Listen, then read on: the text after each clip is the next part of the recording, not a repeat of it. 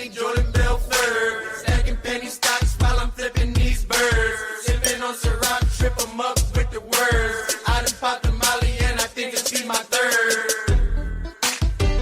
What is going on, DGen Nation? Kenny Kim here, bringing you another Fantasy Golf Degenerates podcast this week for the Masters. As usual, I am here with my favorite Canadian, Tyler Tamboline. Tyler, are you ready for this week? Let's go. Let's go. I'm ready, Kenny. And looks like you're ready too. A fresh cut coming into the week. Love to see that. Lots of content. We're both pretty busy guys this week. It's going to be a fun one. Excited to get this one out a day early for you guys. Started off early. Before we get into it, of course, I want to remind everyone very quickly, this show is brought to you and presented by DraftKings. Have a very special offer involving a very special guy. You'll hear the offer later that we've got for this week. A pretty good promo from DraftKings. And then, of course, our friends at fantasynational.com. Head on over to fantasynational.com/FGD. Get yourself 20% off any payment of your choice, whatever you want to sign up for. I suggest right now you sign up, get at least a month, get the Masters, get some of these bigger events upcoming, and go from there. But Kenny, JJ Spawn finally gets the job done. But that's not the excitement. I want to know, how excited were you when Kuchar, who had a chance to track him down, went in the water? Because you hate Kuchar, so you had to love that too to go with it. Yeah, definitely. That was nice. I hit JJ 110-1 on DraftKings. He was on one of my bets on the podcast last week. He was on my final betting card on Gup's Corner. Always nice to hit a triple-digit winner. Boost the bankroll so I can lose it all this week at the Masters. So it worked out well. I've actually hit 3 winners in the last 10 weeks. 2 of them have been live with Scheffler 50-1 and Waste Management List 40-1 at Riv or the Genesis. One of those ones I'm trying to remember, or Farmers maybe. And then I hit Hideki earlier. So that's 4 winners so far this season, halfway through the year. I think earlier in the year I said my goal was to get 8 for the season. So we're halfway there. At the halfway point of the season. So we'll see how that goes. I know you're trying to do that and tell me that story because I was a non-believer. So you're slowly rolling it out there that, hey, I'm going to get you, Tambo, and I'm going to be right on this one. We'll see. Like you said, I love the energy's strong right now. It's a huge hit last week for you there with Spawn. And then on top of it, like you said, halfway point, and you're halfway there as well. So you are on pace. You're heating up. I am on pace. DraftKings wise, man, what a week. It would have been an exceptional week if I just didn't have Rory or Bryson. I had so many strong lineups going into today. At one point I had a lineup with all 5 guys in the top 5 and then Rory or Bryson. So still winning week. Cash lineup crushed because I had Woodland, Mav, and Kirk. And Neesmith missed the cut, but my other 2 guys are Spawn and Kuchar. So I was in like the top 0.01%. I was in the top 5, top 20 in every double up that I was in. So really, really good week leading up to the week. But I mean, you know what? It's the Valspar. Who really cares? We won. Does it really matter? Not really. Let's talk about what we really need to talk about. And let's talk about the Masters. How about this? Before we get into the listener league and all that good stuff, why don't we both tell the audience where you can find us this week, because we're on a bunch of shows. So we would like to go ahead and publicize that if you guys want to see us. So for me, I'm going to be on, of course, this show, Fantasy Golf Degenerates. I'll be on the BetQL podcast on Tuesday. I will be on the Preferred Lines podcast with about a dozen other guys in the industry, including Pat Mayo, Jeff, Tambo, Baroff. That'll be Tuesday night, and Wednesday I will be on E9. Tambo, why don't you tell them your schedule, which is going to be take the whole pod. So we'll get it out of the way now so we don't have to do it later. I love the call, Kenny. It's going to be a busy week. Already can catch the show over on this same channel, the Mayo Media Network, that myself, Pat Mayo, and Ben Raza, we did the Millie Maker picks intro, basically. Pat and I will be back on Wednesday to do the live show chat, which is all the final thoughts. And we get to the bets later too. I'll handle that now. Not too many as of this moment, because I missed all the great ones up front, the Scotty Scheffler big numbers, the Cam Smith big numbers, all of those ones I'm not on. So I don't want to just bet them right now at the numbers they're at. I'll probably get some boost. The board can shake up a little bit. We'll go from there. So that'll be on Wednesday, but tomorrow I have a strategy show over at Run Pure Sports. So we've got the promo code back too. I'll drop that now. DGen50, DEGEN50, because we've got the strategy show at Run Pure Sports. On Wednesday night, I've got the Normal Strokes Gain show that I'm on with Big T and a couple of the others. So that'll be a fun show to check out there. And then I've got the Tuesday night with you. And then I'm also going to be, so that's the Preferred Lines when you mentioned the whole group. It's like, I think Joe said it best. It was like Bonnaroo for touts. There's going to be a lot of guys out there getting together and chatting together, but it'll be fun, right? It's just everyone, what we like to do and all getting on the same show, one after the other kind of thing. And some of us in groups, like I think it's myself, you, and then Barahoff at the same time with those guys, Andy Lack and Joe. So it's going to be a good show. Check that one out for sure. And then I'm going to also be on the Turn podcast with Joe Nicely. He was in the thread, the Tambo's Tidbits thread this week. He had JJ Spawn. That was his guy. And he's going to have me on there. So I'm excited about that one as well. A lot of shows this week, Kenny, for sure. Yeah. One more thing, use promo code Kenny to get a 30% discount at Gup's Corner. My final show of the week will be on the E9 podcast on Gup's Corner. So that'll be, this is just the first look that we do here on the Fantasy Golf Degenerates. And then Wednesday will be, all of our research, everything done. So if you want to check that out, you got to be a member of Gup's Corner. All right. So before we, once again, this is story time with Kenny. All right. We're going to do a little quick story time with Kenny here. I was planning on doing a story about my experiences at a brothel in St. Martin when I went there for vacation, but we're going to go ahead and save that one for like the OG listeners for like a crappy event. Just take some filler time. So what we're going to do is that one about again? What was it going to be about? Ball washing, I guess. A little bit of ball washing. If you haven't had your balls washed before by a hooker, you haven't fucking lived. Okay. Anyways, so let's go ahead and we're going to do a classic story time with Kenny classic. I know we've had a lot of new listeners, new viewers since we moved over to the Mayo Media Network who maybe have not heard this story. It has been the most popular, most talked about story time with Kenny that we've ever had on the show. It is the Butterfish story. All right, before let me get the correct name for the Butterfish because I always forget what it's really called, because on some menus the name is not Butterfish, it's something else, and so you really need to pay attention to that. Also known as what is it? I don't remember. It doesn't really say what the other name is, so you guys just have to deal with Butterfish. All right. So this story begins. I've been on a date, 2 dates with this girl. Okay, it was the third date. All right, and so I knew I was going to smash. Right, so I had the whole night special. When you first get with a girl, you really want to listen to her likes and what she says and pay attention and use that to your advantage to pull the trigger. And hopefully if you stay with her and it's a relationship, you do the same thing throughout the whole entire relationship. For me, that's a little bit tough. That's why I'm 41 years old and single right now. But okay, so we talked before. She grew up in a naval base on a harbor on the water. Really like seafood, and stuff like that. So I took her to Baltimore, to the harbor. We went to this dinner. I think it was called Roy's. It's a Hawaiian. She loved Hawaii. Hawaii was her favorite vacation destination. So we went to this place called Roy's. It's like a Hawaiian seafood type of restaurant. Really nice, really classy place. Okay, right there on the harbor.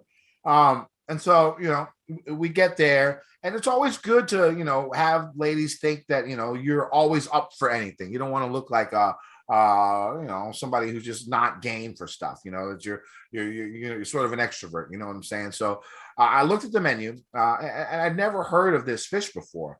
It was a special, and the fish was called Butterfish. Escalar. That's the other name. There you go. It was, and I think it was called Butterfish on the menu. So I was like, man, I've never tried Butterfish. I talked to the waiter, and he explained to me, and it's for the girl's sake. I was like, hey, why don't I try it? Why don't we try something new? Okay. So I eat the Butterfish. It's delicious, with the side accoutrements and everything that came with it. Really, really, really delicious piece of fish. I enjoyed it immensely. Very, very large piece of fish, and that was the problem. All right. So after dinner, we take a walk around the harbor, blah, blah, blah, make out a little bit by the water. I know, I'm in like Flynn. It's going to happen. I'm going to Pound Town. You know what I'm saying? All right. And so we go back to her place, right? And we're sitting on the couch and, we were Netflix, put on a movie, getting nice and cozy. And I'm about to make my move. And all of a sudden I realized I'm she has like sort of like my casting couch here. It's like this type of material is the material that she has, but it's a white couch. And so I'm sitting there and I try to make a move and I just started sliding. Like, and I realized that like I'm sliding on the seat, like back and forth. And I'm like, what is going on? And it's like wet in my butthole area. And I was like, what the fuck? And I'm literally slipping and sliding. About to close the deal. And I'm literally just slipping and sliding on her couch. And I'm like, what is going on? And I realized that like, I basically just shit my pants. Okay. My pants are shitted on, but I didn't feel myself shitting my pants, which is incredibly strange because usually when you shit your pants, you shit your pants, right? It's like, like a little, like I'm getting older. One thing I've noticed once I got to past 40, instead of having a 99.999% success rate, when you're like a little bit worried when you're about to fart, like is something going to pop off? Before 40, it was like 99.999%. I was good. Now it's like 98%. I'll be honest with you. And that's just what happens when you get older. You shit your pants more. Okay. But this was like, 5, 6, I was in my about 7 years ago. And so I have no idea what's going on. My butt is completely wet and I'm sliding all around. Don't know what's going on. And I realized, I shit my pants in front of this girl that I'm trying to bone. So right there and then I know for a fact I am not going to work. So I have to hide it. So like, I tell her like I'm going to the bathroom, like I'm slipping and sliding. And like, the way I walk so she doesn't see my butt. My whole ass is just wet, just covered in like green poop oil. It was disgusting. And so I try and hide it and I just run out the door. Before I run out the door, I look back at her sofa and there is just big green oil shit stain just right in the middle of her sofa. And so I'm like, I'm done. I can never even see this girl ever again for the rest of my life. So I walk out the door and I leave, and I basically, we've never talked again because, I shit on her fucking couch. So I get to the car and I'm like, what just happened? I had to get like a towel, put the towel down on the seat because shit was still coming out of my butt. And once again, I didn't feel anything coming out of my butt the whole time, which is just strange. Like I said, you usually feel when you shit your pants. So I get on my phone and I'm like, Google. I was like, what did I eat? And I was like, man, it has to be the butterfish. So I Google butterfish escalar. And so I find out that you're not supposed to eat more than 6 ounces of butterfish. And I feel like the waiter knew that like I was on a date where I was going to smash and he was fucking with me and told the chefs out there to give me the biggest fucking piece of butterfish they had. And so, I Google it and it's like may cause anal leakage. Like, why would they serve food that can cause anal leakage? I didn't even know there was such thing as anal leakage where you don't. And the thing is, it's because the fish is so oily. There's so much oils in the fish that it goes through your system and it just comes out your butt. You just don't even know. That's why I didn't feel it. It was oil seeping out my butthole. And so, yeah, that is the butterfish story. Never got to see that chick again. Probably had to get a new couch. One of the most horrific moments in my dating life. But that is the butterfish story. Classic story time with Kenny. All right. Any word on that, Tambo? I know you've heard that story. I've before. definitely heard it. It gets better with age. I had to look down most of the time because our producer also happens to be on screen and he's laughing his ass off like he can. And I'm trying not to blow it for the show, but it's a classic. It's an OG story and it's a perfect one to tell in time for the Masters, a tradition unlike any other. So I like that. Tradition unlike any other. So if you're at a restaurant and you order, I would say it's worth eating. Just don't eat all of it at once. That's all I got to say. Just be careful with your butterfish and escalar because that shit ruined. And she was hot. I was pissed. I basically shit on the bed of a hot girl. You know what I'm saying? Like, there's only like, I can count on like one hand, like 8s, 9s, and 10s that I've been with in my life. Like one non-stripper, non-hooker, 8, 9s, and 10s that I've been with in my life. And I can count them on one hand. And so that she was at least an 8. So that was really, really disappointing. And now I know better to not, I planned it perfect. Everything was going great. I was good to go. And then oil came out my butthole and it ruined my night. All right. So let's get to the Listener League winner for this past week. A Gups Corner member, Lukey G4. Shout out Gups Corner. He had Spieth, who was 12% owned, 70 points, finished in 35th, had a really good Sunday. That's going to make his ownership go up this week. Corey Connors, another guy, really good Sunday, 28.5% owned, 74.5 points, 35th. Tony Finau, he was 12% owned, finished in 29th. Again, another good Sunday. Is going to drive his ownership up, 66.5 points. Big Bo Hosser, who I thought had a chance to win. I ended up making some parlay bets with Bo and like Rom, Bo and DJ, Bo and Koepka for this week. That didn't work, but it worked out since I won with Spawn, 102 points, 10% owned. JJ Spawn, 6% owned. Of course, he was the winner. Kevin Chappell, who was up there, who Tambo was a big fan of, 3.5% owned, 81 points, finished in 18th. What do you think of the lineup, Tambo? Lukey G, might after that story, we can call him Leaky G. You had your anal leakage story. It's a fitting segue to move over to Lukey G, but congrats to him. Seen him around plenty, obviously know him from Gups Corner. Incredible week for him. I think it was a great lineup. Like you said, one thing not to take away from this, but to go back just to talk about a couple things like Hostler. You said you thought he had a chance to win. The guy literally did have a chance to win. I've never seen him and Fratelli on Sunday. We didn't talk a lot about it, but those two both were in the mix and they could not hit a shot. Like they were literally hooking it sideways, like just some of the absolute worst shots I've ever seen trying to take down a tournament and still be right there. And then Hostler, if he didn't double the easiest hole on the course on the back 9, he had a real shot going into that last hole. And even Hostler. One thing I did like about that was the fact that he birdied the next hole. Mentally, I think he's getting better. It's just he's got to tweak a little things on Sundays because he's just not there yet. Yeah, I saw some talk about that already. But like the thing with Hostler too, going for it, like the guy just had no care in the world. That last shot could have easily just went in the water and cost him like $150K or something. He doesn't care about that. He wanted to win. He knew he had the chance to win. He was pissed that he didn't get there. And he said, I'm still going to go for it. Like I can win it right here. And then he had the worst chip up, another bad putt, and then ended up making par. And, disappointing week for him for that reason, but to still be right there in the mix. And it's been plenty of times now. Sorry to our boy Sundog Monkey. I know he was high on him this week there too. So I thought he had his chance. And then Chappell looked like he was better than he was. He came through on Friday with a really nice round of 65 to make the cut and get up to the top of the board, and then sort of fell apart over the weekend. But you mentioned it. Good job to Lukey G. He's got Spieth, Connors, Finau, Spawn, all moving on to the Masters at least. So he can start his lineup for the Masters next week with those 4 once DraftKings punches Spawn into the pool. But overall, solid build.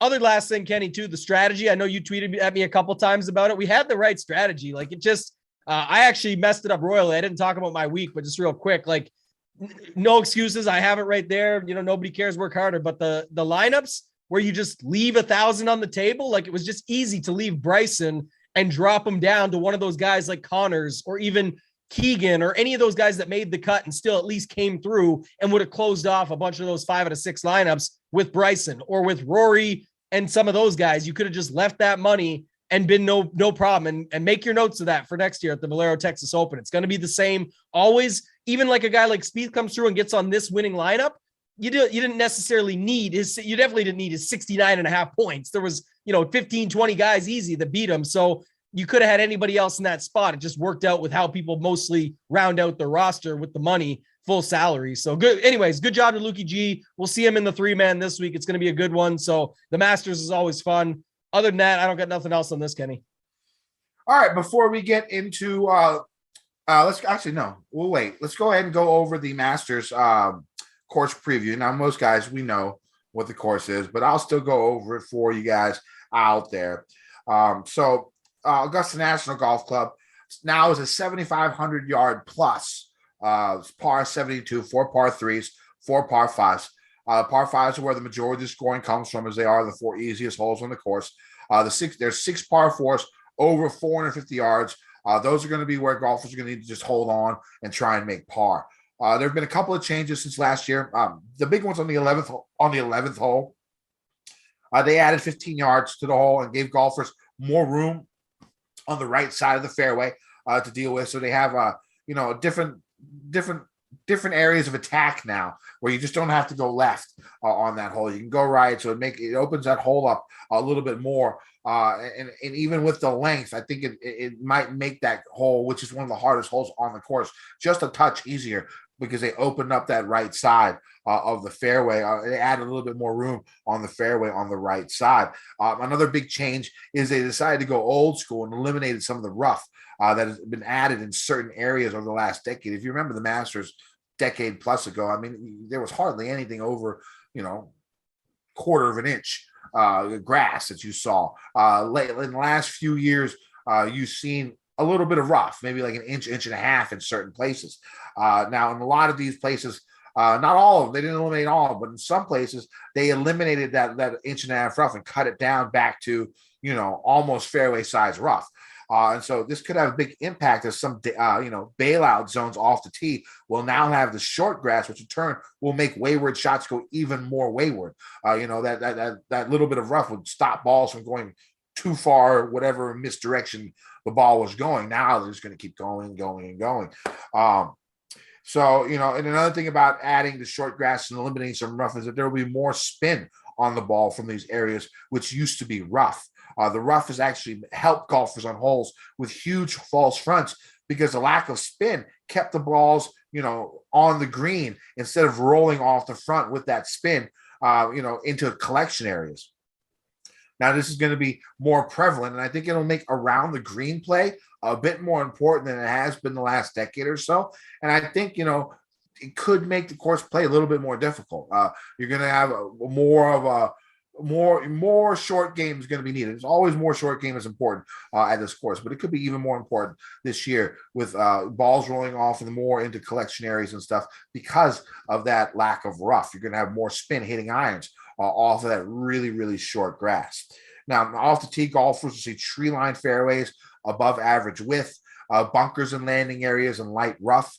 Fairways are heavily undulated and usually lush. So even though they'll have some roll, it won't be like a U.S. Open event where dry conditions can make the ball run out 50 yards or more. Also, with heavy rain in the forecast on Tuesday, the fairways can play softer, which will lengthen the course, at least for the first 2 rounds or so. It'll probably dry out by the weekend. If golfers miss the fairway and hit it into the trees, they will have to deal with approach shots from the soft pine straw, which is always tricky. Water will also be in play on a couple of holes on the back 9. On approach shots, golfers will see greens that are average in size, but that is, average to above average in size, but that is misleading. First off, most of the greens slope heavily from back to front, which makes hitting approaches under the hole important. There are also so many slopes and contours in the green that they will be playing much smaller. Golfers will have small aiming points on approach shots to actually get the ball close. Also, because of how firm the greens usually are and look like they're going to be, especially on the weekend, it makes the correct landing spot that much smaller. Most greens are elevated, are elevated and shaped like an upside down bowl along the edges, and will have little to no rough surrounding them. So many balls will be left in collection areas around the greens, which are always tough to get it up and down from because of the firmness and the quickness of the greens. Unless the course gets hit by a deluge, and it looks like Tuesday might be a deluge. They're calling for more than an inch of rain on Tuesday. They should still remain fast and firm, even with wet conditions. Augusta National has some of the best sub-air drying machinery under the greens, and it looks like they'll be put to use at least in the first couple of days. The greens use bent grass. They're going to be fast. Stick-meter rating around 13.5 or more. Bunkers and collection areas surround almost every green with water surrounding a couple of holes. Tambo, what are you looking for in golfers this week? Yeah, a lot of what you just said. We don't. It's the Masters. It's Augusta National Golf Club. So I agree with pretty much everything you said there. I'll do a couple others. Like one, me at majors, I'm always looking more at the long-term stuff. I think that's the most important. This course, especially, we know course history. It's one of the main course history courses. Everyone's going to talk about that. The same thing. We know that already. And then just on the other side of it, like there is actually some strategy stuff to it with the fact that this is like, Brooks Koepka style, cross these dudes off. Like there's guys that literally don't matter that we already know. So you take a field that's now 91 with JJ Spaun, assuming Tiger Woods plays. We'll get to Tiger in a minute. Usually it's the elephant in the room. This one, we got the tiger in the room because everybody's talking about it. I think he plays, Kenny. We'll talk more in a second, maybe after the ad read, but hey, you got that factor. And then also you've got the stuff like the cut line. Way more guys are going to make the cut. So I think that's going to be some of the stuff we'll see over the weekend. And there's going to be some early victory laps. Like if Tiger makes the cut or, assuming he plays, if Scheffler is crushing because he's 11K and everyone's like, see, I told you should have played a low owned Scheffler, but really comes down to what happens on Sunday. Like we saw back when it was the time that Tiger won in 2019, when you had Xander, Cantlay, DJ, Brooks, Molinari, Poulter, Finau. I remember it all because I was right there in the $100 Millie Maker trying to take that thing down, and all of my dudes went into the water, and I did not have Tiger Woods, and so it crushed me. But I'll tell you what, that's the factor of the winning lineup changes on a dime those last 6 to 7 holes because of the way Augusta National shakes out and because of the fact there's so many big names in the mix every single time. So you have to choose wisely when going through your pool, and hopefully we can help you guys with that as we go through it here. All right, sounds good. Before we get into the tiers and all that good stuff and some strategy, let's go ahead and pay some bills. Golf season is in full swing. Get in on all the action on the fairway with DraftKings Sportsbook. New customers can bet $5 on golf's first major and get $25 in free bets for every birdie Bryson DeChambeau sinks in the first round. If Sportsbook isn't available in your state yet, you can still join the excitement on the course with DraftKings Daily Fantasy Golf Contests. This week, new customers can make their deposit and play free for the $1 million top prize. Draft your lineup of 6 golfers while staying under the salary cap, rack up points for birdies, eagles, and more. DraftKings is safe, secure, and reliable. Best of all, you can deposit and withdraw your cash whenever you want. Download the DraftKings Sportsbook app now. Use promo code FGD. Bet just $5 on golf's first major and get $25 in free bets for every one of Bryson's birdies in the first round. Join the action with code FGD only at DraftKings Sportsbook. 21 plus, restrictions apply. See show notes for details. All right, so before we get into the tiers, let's talk about this pricing here a little bit, Tambo. Now, I know most of the time in most years, the pricing has been soft. I know you hate that word, but pricing's it's been soft, my Masters. Does it seem like the pricing's a little bit tighter this year? I don't see like those obvious plays like we've seen in the past in the lower range. Does that affect how you go about it? It affects me when it comes to cash games, and I'll talk about that in a second. But when you do GPPs, I mean, does the lack of like these type of auto plays down below, does it make it harder? Does it make it easier? What do you think of the pricing? Yeah, I think it's still just as quote unquote soft as what you just said, but they did a better job of it this year. Like there actually isn't these standouts to me. We'll talk about a few as we go through. Some stand out a little bit for different reasons, but it's not the same as like, I think it was last year, Corey Connors, 6,600, like just play the guy. Everyone's, oh, you can't play him. He's going to be the 6K guy that's chalk. It was like at the same time, he's the only guy down there that's completely mispriced and we'll take what we get. And he ended up really paying it back in a good way. Had himself an incredible, I think it was like T8 or something. But to your point, I'm actually kind of leaning more the way that you usually do in some of those weeks, like you said, just general weeks where you're saying like, I'm looking for 3 guys that can win the tournament and then go from there. Here, I'm looking for like 4 guys that I think can win it. Because like I said, when you get down there, like it's Harman, Kisner, and Kevin Na all at the same price point.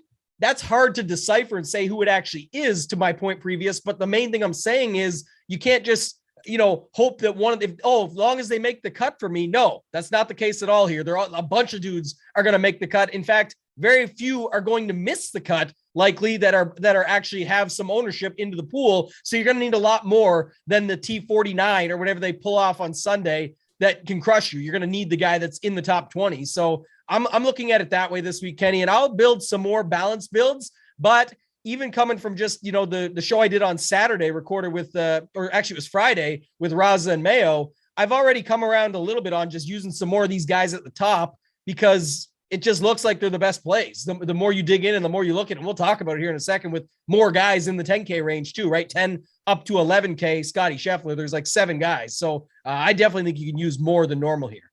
Yeah, well, I mean, that's why I think why the pricing is a little bit tougher, because you have 1, 2, 3, 4, 5, 6, 7, 8, 10, 11, 12, 13, like 15 or more guys over 9K. That's a lot of golfers over 9K, and like 7 of them are over 10K. So it makes it tough trying to go ahead and do what I usually do, where I'm going 3 guys, in the 9K or 10K range and 1 punt play. I don't trust anybody in the 6K range when it comes to cash. So I can't really go in that route this year, because there is no Corey Connors down there. There really isn't that one guy that stands out in that 6K range that is going to make the cut, that can perform well. It's a lot harder this year. And so, and the thing is, when with 90 golfers, 15 of them are unplayable, the cut being top 50 in ties, you're only going to have about 20 golfers miss the cut that are rosterable. Okay. And so because of that, 6-6 is super important, because it's going to be higher than normal events. Now, in the past, I would still be able to go aggressive and have that safe 6K play, but I just don't this time around with the pricing. So when it comes to cash, for me, mine is going to be balanced for cash. Yeah, I think you said one good point there too, just to add in back, because 9K and up is 16 guys. I just pulled the exacts. The 7K range, 7 to 7,900, is 20 guys. That's where the difference lies this year versus any other. Like that, they literally are almost identical, where normally you had like all these guys in the 7s that you could wade through it and find. I mean, you still have plenty of guys to play. We'll get there. But I'm saying it just seems like, once you take your stands and stuff, you almost get forced to figure out these 6K guys for large field GPPs and take your stands and pick. For you and cash, like you said, just find that nice balanced build with all the guys you feel safe with. Get the upside that way. And again, most of them are going to make the cut. So it's just how many guys can you get within the top 10 and hopefully have the winner and just crush that way. Yeah. I mean, if you look at like my cash game cornerstones, I'm pretty sure, at least the top 3, I think, can win. The 4th one, the bottom one that I'm going to go over, maybe he's had good appearances before. And then, the other 2 guys that I'm going to have, I think at least one of those guys can win as well. So you could still, like you said, still make a lineup with 4 or 5 guys you think you can win and make the punt. But I just think it's safer in cash to go balanced, because 6-6 is going to be so high. You need to get 6-6. So I'm going balanced in cash. But let's get to these tiers. Let's go ahead with this 10K range and up. We have Rory all the way up to Scotty. 7 guys. It's tough. How many of these do you think you can play? Say I'm making 60 lineups. You're making 150. How many guys up here do you think you can actually click the button? For me, say you're making 50 lineups, not your 150 or 300 that you make, Tambo, but 50 lineups. How many of these guys up here do you think you can actually play and still not be underexposed in certain areas? Again, yeah, it's going to come down to what you're doing for roster construction. I think 3 to 5 is a safe number. So if you want to say an average of 4, I think you could do it, because if you want to build builds like JT Rory, then you're going to need more, you know what I mean? You're going to have more, and you're going to already be skipping more 9K guys just naturally because of that strategy of your lineup construction. So for me, I'm probably going to roll like 4. I'm still going to take a stand, get off a 3, and whatever happens, happens. But it's tough to pick the 4th one. I can start, Kenny. I can tell you right now, the 3 that I really like are after Scheffler. It's Rahm, DJ, and Justin Thomas. I'm pretty much disregarding ownership. I just don't care. Like, Rahm is going to get ownership because people are going to go back to him no matter what. They price Scheffler up. He's going to come in at, who knows, 10% or less, maybe. Who knows what he's going to come in at? I don't know if people will talk themselves into it by the end of the week, but it's pretty clear the way they set up the pricing. Those that love Scheffler right now are going to want to stay on him and be happy that he's low owned, but he still is 11K. He definitely got 3 wins in the last 5 or whatever it is that he's popped up, but has to basically, here, I think he really has to. I never say that he has to win because he's 11K. He can be in the mix, but because of how strong the field is, because of the setup that we just talked about strategy-wise, he definitely has to do his job. He has to have a pretty good week. So not saying he can't. He's literally the best golfer on the planet right now, but that's my decision. It's going up to Scheffler or going down to Rory. The guys I'm comfortable to leave out, and as of right now, at least, before you go on, let's talk about the bottom half, because I think when it comes to Scheffler, Rahm, DJ, and JT, you can't really make a wrong choice there. Mm-hmm. I like JT and DJ. Those are the two that I'm definitely going to play. Outside of that, I don't know who I'm going to play yet. But the JT and DJ are definitely in form. And his form looks like it's back. It looks like we're back to old DJ. JT's numbers are really good. He's been playing excellent. He's top 10 after top 10. And then, Rahm is Rahm, who top 10's like 60% of all, 80% of all the Masters he's been in. And Scheffler's the best player in the world. Make your pick up here. The bottom three are Morikawa, Hovland, Rory. How are you going to go about them? Are they all fades? Maybe not Rory. Will Morikawa and Hovland be the two lowest owned in this group? And will they be worth playing if they are? You just have to decide on them versus the ones above. Like I said, that's where it's going to make or break the week. But I think the experience matters. It hasn't. Look, Morikawa figured shit out in 3 days at the Open and then went and won it at a place he's never been, at a tournament he's never been at. So it's not, this is like his third time. I'm sure he can figure out the Masters. It's not that. It's just what you have to do with what's around it. If I play Morikawa, I have to decide to basically not play JT. Not saying you can't play both together. I'm just pointing out in general the thought process of you're not going to play all 7 of these guys. You can definitely play a JT Kawa lineup and be different. I'm just saying that's where I'm making my choices. Hovland, he's been in Butler's cabin. He's been there before with Tiger in the room. So it's probably the most memorable experience, one of them in his life, besides some of his wins, sitting in that room as the low am, looking stoned like he always does in the orange shirt, chilling with Tiger, getting the jacket back. But I don't know if we'll see him there again. And the price is up there. I just, the around the green game, all that stuff, you have to just make your choices. Rory, I'm honestly just leaning playing the 4 at the top and just skipping the 2 young guns and Rory, because man, Rory, not just the miscut this week. I know the flop leg and everyone will bring it up, but he never could close here before. He still hasn't.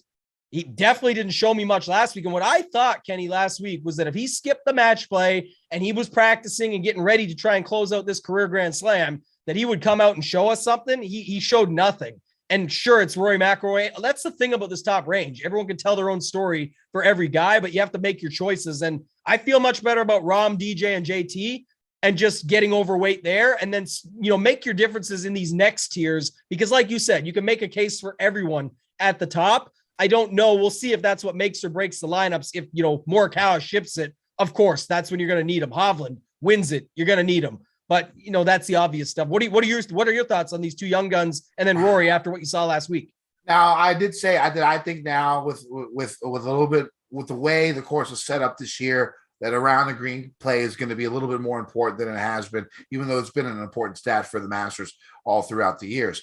Hovland and Morikawa are 2 of the worst in the field. I think Morikawa is 71st and Hovland's 88th in this field, strokes gained around the green in the last 50 rounds. Now, Rahm and DJ aren't that much better, but they have so much more experience at Augusta. They know where to hit the chips, how to hit the chips.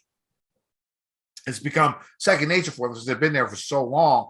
Rahm, DJ, it hasn't been that great around the green either, but I have more faith in him doing well around the green, and Rahm, because he just top 10s here every year, than I do Morikawa and Hovland. Now, from a game theory perspective, these guys are both incredibly talented, the young guys. If they're going to be 8% owned, for some, that might be enough to go ahead and roster them, and it might be the sharp play. I don't think I can do it, but I won't go against you if that's the reasoning behind you playing Morikawa or Hovland this week. But I like JT. JT's probably my favorite play in the range. I do like him a lot. I was contemplating betting him. I still might. We'll see. I might even adjust my betting card mid-show.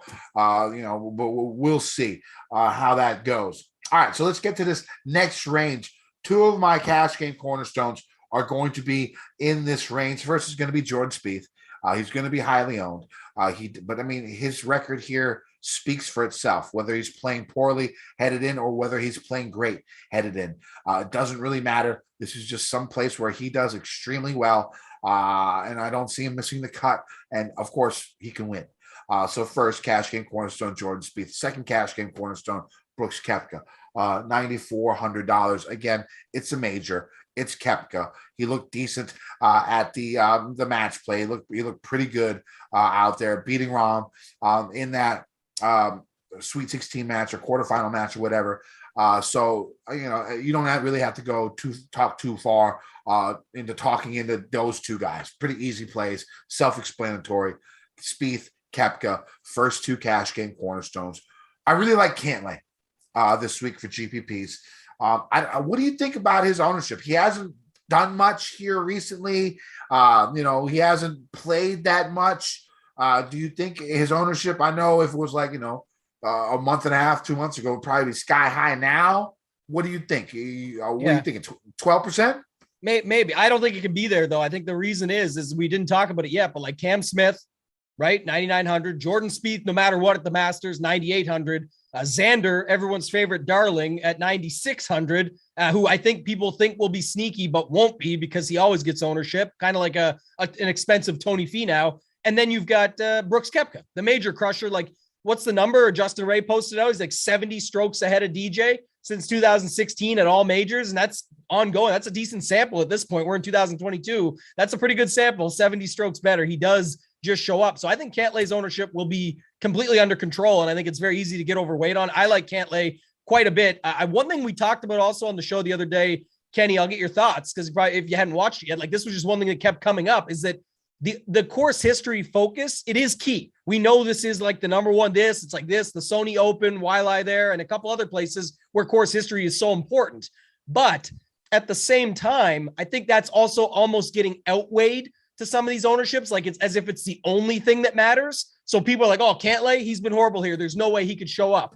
I just don't think that's true. He hasn't been horrible. He was almost in the mix like that year that Tiger won. There was a possibility with how many holes were left with him there that it could have happened. And we weren't even surprised at the time. And now Cantlay's got that much better. I saw a little article. It was like Zach Curtinine or whatever that posted it out about Cantlay's traffic light. I don't know if you saw this, the stoplight approach that he's got worked on here, that it's the red light, green light, yellow light type thing where he's going to have all his shots set out. And that's the thing about Cantlay. He is a killer, right? He's a precise guy, comes down to it when his game is on. He doesn't make a lot of bogeys. We're usually stressed out that he's just making pars. And of course, he'll have to make some birdies along the way or eagles or whatever might get him up to the top here. But that's my point is I think he's a very good play at 9,500 for that reason. So I think his ownership will be lower to answer your original question. And I think he's a great play in tournaments because of that. Yeah, I love Cantlay. I'm looking a little bit of Willie Z this week. The one thing that got me in the match play was dude was making putts. Dude was making putts till he was match play. And we all know the ball striking is there for this man, right? I might play a little bit of Willie Z this week. I'm definitely playing him. And I said this too. The one thing that came out of all my Willie Z slander, Kenny, is that tweet you posted. And remember who the three other guys were in the tweet with Willie Z. They were Scheffler, who is now 11,000. Good for him. Good for these guys with all their wins. But everything else was identical for their stats. Yeah. And it's Scheffler's 11K, Morikawa is 10-2, and Hovland is 10-1. Yeah. And we can get the discount here to 9,200. Some may not think it's a discount because that's how important those wins are at the end of your tallies. People take those very seriously. But to be honest, when you posted out the stats like that, and you just think about it from a DraftKings potential, scoring, all of that, even if he picks up steam, I don't care. He's cheap based on that factor. And shit, the guy almost did win it last year. Like he literally had the chance to win it with all the Happy Gilmore's caddy pictures posted about when people were sort of just catching on to who he was. Obviously, we knew who he was, and most listening to this did at that time. But I'm just saying that's sort of the thing you see here. And I know 9,200, very good price to me in this tournament this week. Anybody else in the 9K range you like? Couple more. I was going to ask just your thought. Well, I guess we just didn't talk enough about it, but what were your thoughts on Cam Smith and Xander? I mean, I can't say anything bad about Cam Smith. The guy's, his course history here is great. He's coming off one of the players. I can't really say nothing about him. I mean, if I don't play if I only play 3 guys in the 10K range, I will play Cam Smith. I haven't made a decision on that yet. If I play 4 guys in the 10K range, it's going to be hard to fit Cam Smith in, just because he's 9,900. He's basically 10K himself. And like I said, I'm not the biggest fan of the 6K range, so I'm going to have to go down there at some point in time. Maybe you can have some gems for me down there. I got a couple, but we'll see. So, but I mean, like, yeah, but the thing is, like, if he's 26% owned, it could be worth a fade. Yeah, I just don't know if he'll get there now because, like I said, with people wanting to play Spieth, and we'll talk about some of the other stuff. I guess because Rory missed the cut, that could definitely lead to more Cam Smith. But last thing I'll say on this, and we can move on, is just like, that's why I said in the 10K range, I feel so good about a couple things. Like JT at 10-3 is 700 less than Scheffler. That might help me out getting off these $6,800 guys and popping into that mid range in the 7Ks. But at the same time, I honestly am, as of right now, at least feeling pretty comfortable. Like if I just left off Smith, Spieth, and Xander, got away from the, that type of balance build, get like a JT DJ lineup, and then go down and be able to get some of those other guys in and still feel good about that. So that's where I'm struggling a little bit. As of right now, Cantlay, Koepka, and Willie Z. Did you want to talk about Hideki? The injury? I know there was some pictures today. It looks like he's on the range at Augusta. I mean, he's got great history, obviously winning it. But even before that, the guy was dominant here. It was just a matter of time to most watching golf that he was going to put on a green jacket. To me, that was the major he was going to win, right? If we were waiting for him to get his first major, that, all of Japan was waiting for Hideki to come through. I always thought it would be the Masters. Sure enough, it ended up being that. It just took a little while, but still, any thoughts on him based on the injury stuff? Because there's going to be other guys we talk about too. Bryson. It could be more difficult for him also because, the amount of attention he's going to get as defending champion. Something that he's not really accustomed to. He's not really the most outgoing guy, and he's going to have to do dinner. He's going to have to do all that Japanese media. It's going to be even more crazy than a normal week because he's the defending champion. He could have a lot of other stuff on his mind. Then you throw in the fact of him withdrawing with a neck injury, basically withdrawing in back-to-back events. It's worrisome. Now, his ownership is probably going to address that. 5-6% on probably, right? That's what I was going to say. Somewhere 5 to 7% was my range thoughts, but yeah. So I mean, it makes it tempting, but I don't know if I have the balls to go ahead and do it, just because of all the other stuff that's going on in his mind, plus the injury. Right now, probably not, but someone might talk me into it after I started hearing some of these, podcasts and all the other information that comes out the rest of the week. Bryson Berger, any love those two at the bottom? No, I'm good. Okay, move on. Let's go to this 8K range now. With 16 golfers being in the 9K range and above, do you think the 8K range is going to be a dead zone for ownership? Well, here's the Tiger in the room. Like I said earlier, bring it up again. We have to talk about it. What is going to happen here with Tiger? Like he's definitely, in my opinion, he's playing. Right? I think he's playing. Like there's just no reason the guy, he said what he's going to do, but it's all goes together. So of course he sends the jet back home. Like, let him know when he needs picked up. Is it Sunday evening with another green jacket in hand? We'll find out. But I definitely think the guy is playing.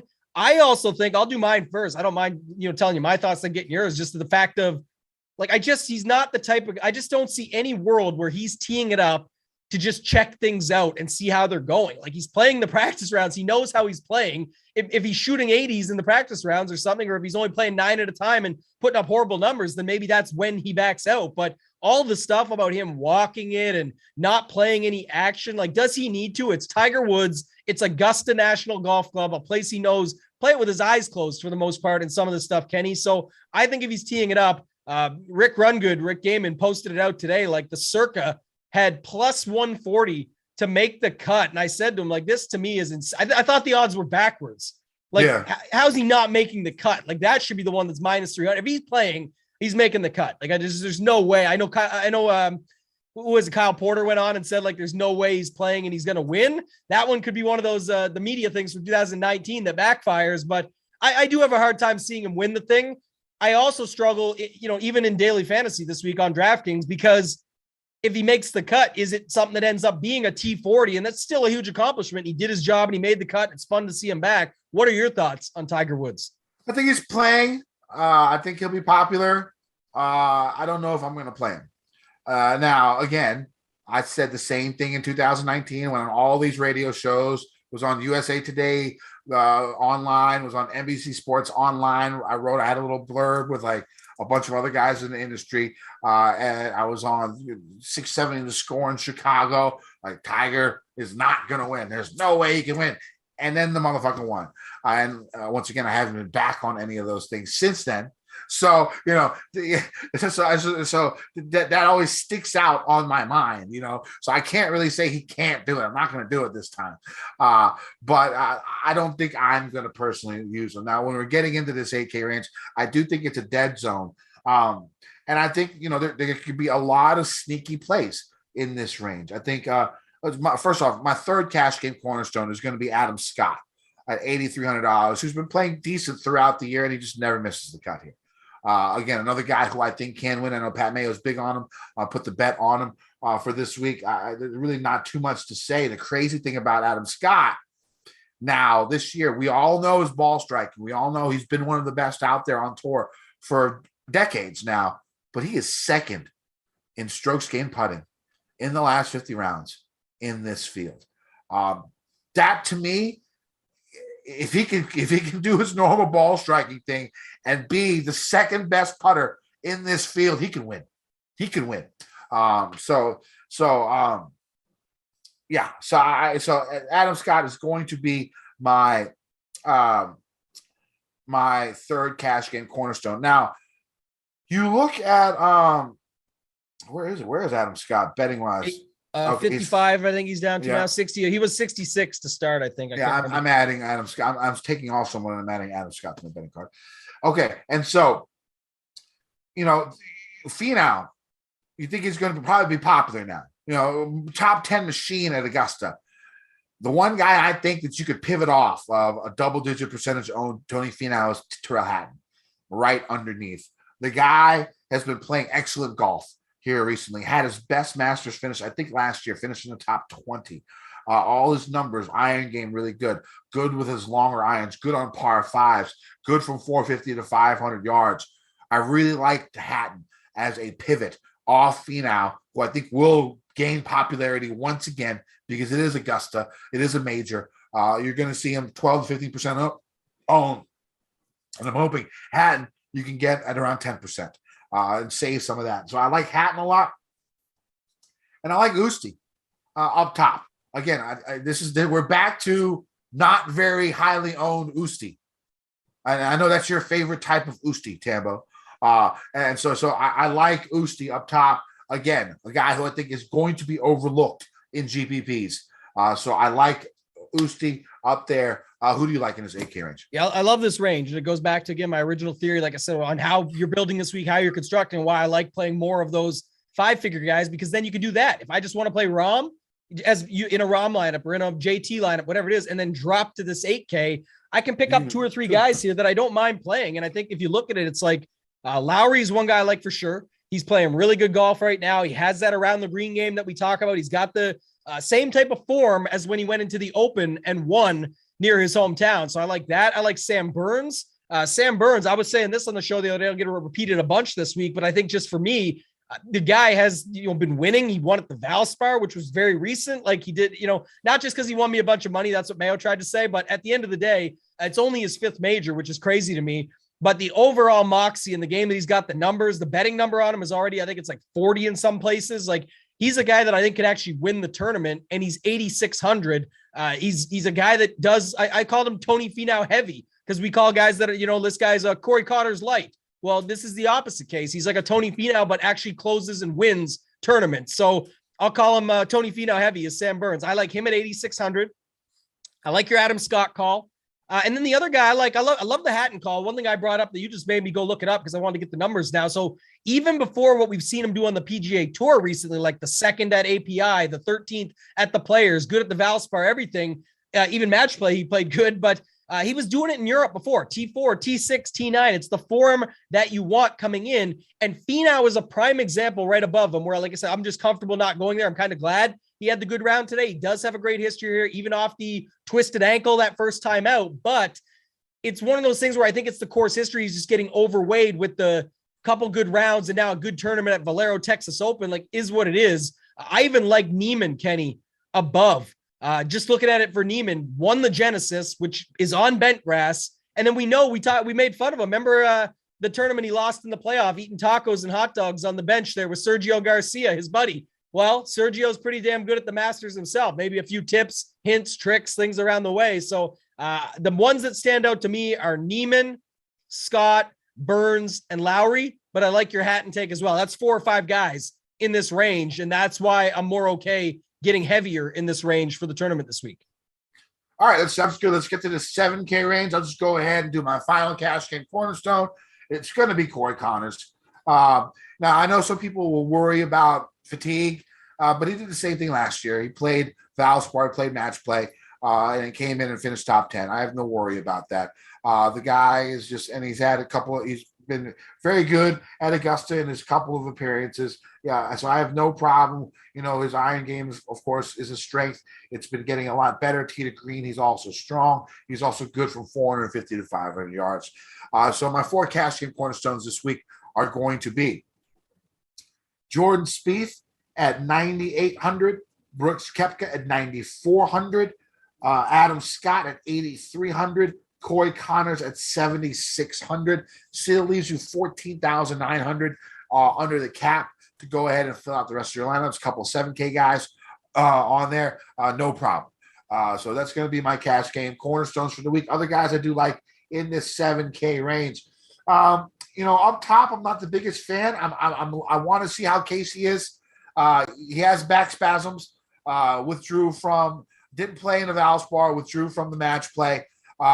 And so there's a little bit of worry there. But the thing about back spasms, I know DB from the Tour Junkies had a little thing on injuries today. It was really good on YouTube. Go check it out. The 6 golfers you have to worry about injury-wise. He goes over them and what he thinks their chances are. So go check out the Tour Junkies on that one. If he sounds like he's healthy, which it sounds like, Instagram-wise, social media, it looks like he's okay. I think he's going to be usable. I like Casey. Patrick Reed showed a little bit of life at the match. At the match play, he looked decent out there. He looked decent in his last couple of appearances. I think you can get him very, very low owned once again. Leishman down here, really, really good history at the Open Championship. I like Mark, and I like Siwoo. Siwoo, pretty sneaky good form at the Masters. Good showing last week. It's not old school Siwoo. It's not like he can win this week and then miss 7 cuts in a row and win again. That's not the Siwoo there is now. He's made 12 of his last 13 cuts on tour. A little bit more consistency there. Almost thinking about using him in cash. If Casey is not healthy, and if you're not sure about Casey, who I think would make another great cash play, because of that injury, I might just go down to Siwoo and finish up my cash lineup with Siwoo and Mark Leishman, and leave $500 left on the table, no doubt. And obviously, that's the lineup I have down right now. We'll see if that stays for the week. For the last 2 guys, cashing cornerstones will stay unless there's some type of injury. But we'll see for those last 2. And then Luke List, 180 to 1.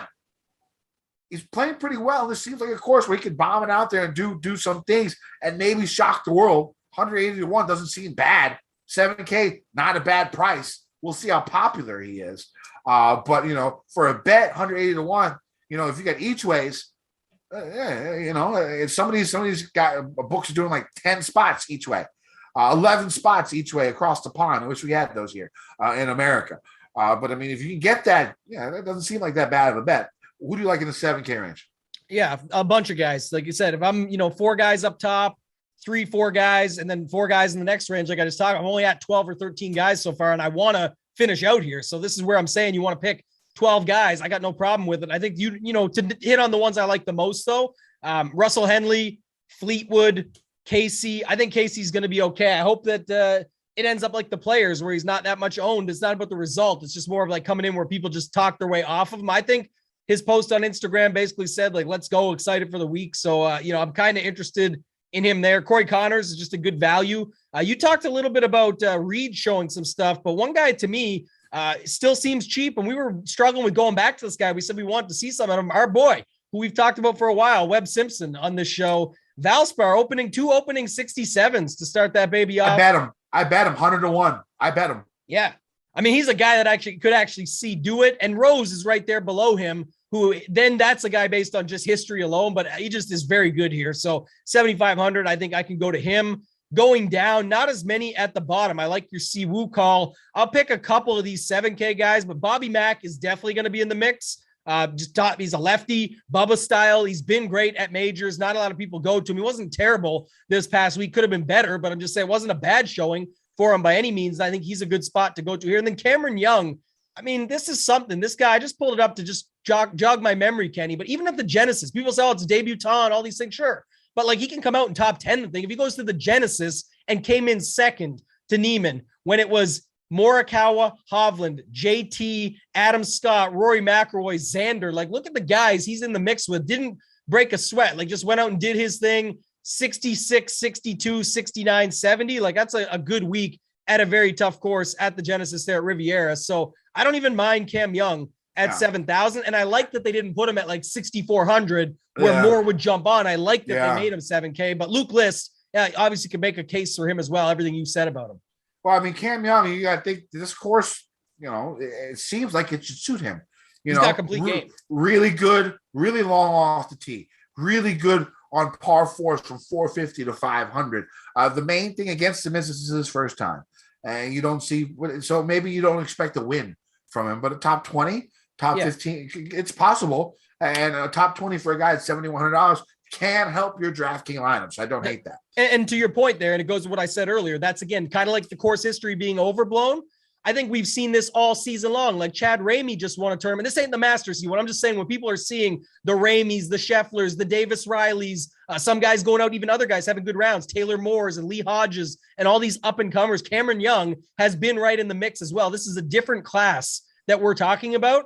And some of these debutantes here this time around, like Taylor Gooch, Cameron Young, some of these dudes, like these are the real deal that could still show up here and easily come top 10 and would not shock you. So I got no problem using him at 7,000. Kind of like that they priced him there. All right, so let's get to the 6K range. Couple of guys. I'm going to go with my Korean brethren first, Kevin Na. The best strokes gained around the green in the field in the last 50 rounds. You think this course might be too short for him, too long for him, but it could be. But 12th last year, 13th the year before. It's not like he hasn't had good finishes at this event. And with his prowess around the greens and his putting, and I think the stroke, that short game is going to be so much of a big factor. I think his price is pretty cheap. I like Na this week. Baby swag too. And so there you go. A little nappy factor for you. Other guys down here that interests me. What do you think about Gary Woodland? You think his ownership's going to be he's been playing really good golf. And in 6,900, I expect him to be pretty highly owned. But the thing about Gary is I think he usually does better on shorter courses. But then again, he did, he finished top 10 this past week at the Valspar, somewhere around there, top 15. What's your take on Gary this week? Yeah, I think it's going to be a popular play now, especially with how he finished at the Valero. He was on TV a bunch today. Like he just didn't get the job done, but at 6,900, he already seemed pretty low because he's been like 21st, fifth. Now he adds another top 10. Like that's 4 of the last 5 where he's 21 or better, with 3 of them being top 10. So I think he's going to pick up steam. I do, struggle just in this upper range, Kenny, because as much as I like some of these guys, but like Harman, Kisner, Na, Woodland, those are going to be guys that pick up steam. Maybe Ryan Palmer, even at 6,500. I think one of them will come through, but that's my point, where now people are going to try and pick and choose or play multiples. And in my opinion, just a thought up front is like, that's where I'm saying one of them's going to come top 10 or something. And then the others are all going to be like T35 or worse and not be on the winning tournament lineup. So you got to really pick your spots. I think, a couple stand out to me. You mentioned, I like Harman. I kind of like Harman, just another lefty that can go out there, do his thing. I say lefties because others have done well there, but it's not even just that. He has had the all-around game. We know he's got the around the green game. We know he can find the putter. I think Harman is an interesting play there. I'm not really into Kevin Kisner, this week, I would take the other Kevin Na if I was going there. But I think we see guys below. Like, what about, I said I would never play Bez again because the guy's just never needed. But now it's like, I feel like he's a guy at 6,700, him or Hoagie, maybe even EVR. One of those three could actually burn this $6,800 range and just crush them and come like top 5.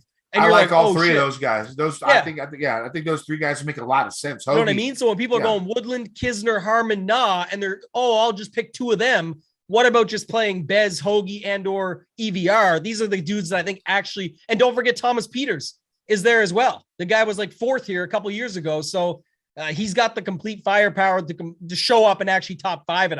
I think those other guys are safe plays. You're looking for like the boom bust, but with actual upside. I think it's in that next range.